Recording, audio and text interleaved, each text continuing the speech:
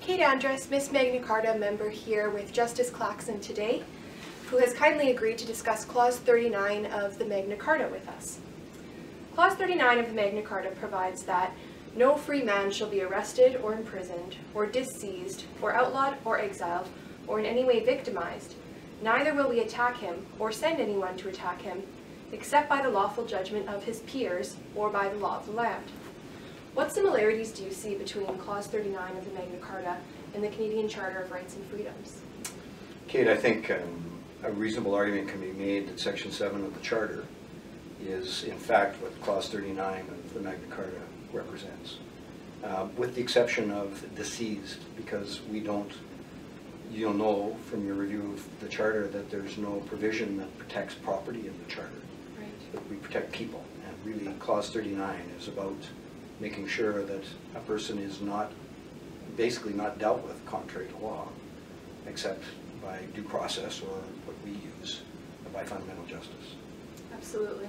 So lots of very important legal principles and rights I think so, come out of that clause. Yeah. Can you explain the protection afforded by the Charter regarding arbitrary detention? Well, there's a specific section that prohibits arbitrary detention. By and large, the Charter precludes any circumstance where an accused person would be arbitrarily detained.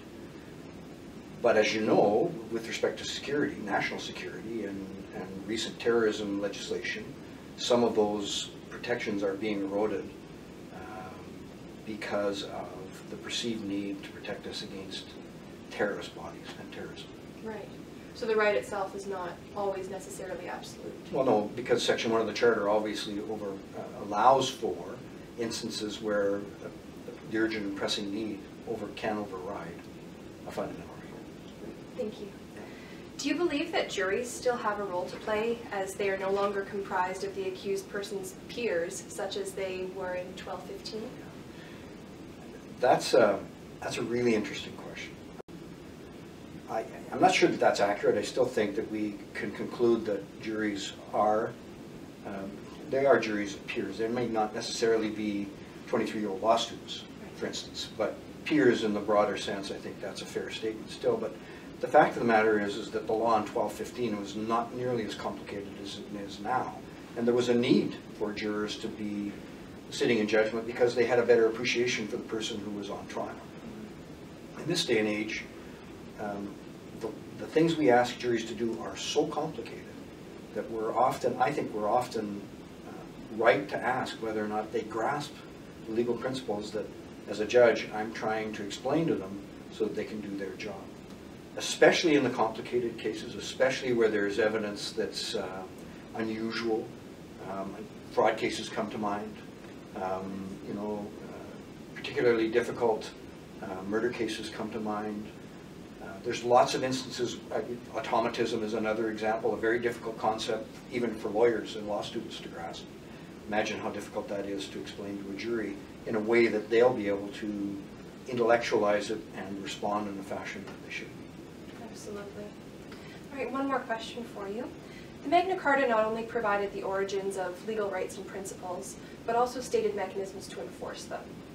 Have you ever presided over a matter in which you had to take positive steps to ensure due process was provided to an accused person?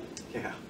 As a matter of fact, just not too long ago, I was sitting on a fraud case that was going to go 10 or 11 weeks, and we had a heck of a time getting 12 people to commit themselves to spend 10, 12 weeks in the court every day, away from their families and their jobs or whatever it was that they did during the day. So we started, we had 12, and then we lost a couple of jurors for a variety of reasons. And I was in a position where I had to send out the local constabulary to the LRT station in Edmonton to bring 30 people in because I needed 2 more jurors. And so these poor people that were going about their lives all of a sudden got dragged into a courthouse to determine which 2 of them were going to be serving on this long jury. So yeah, that kind of thing. So some very obscure things can happen in order to ensure that rights are afforded to accused persons. Yeah. Great. Well, thank you for sharing your knowledge and your experiences with us today. You're welcome, Kate. It's been a pleasure.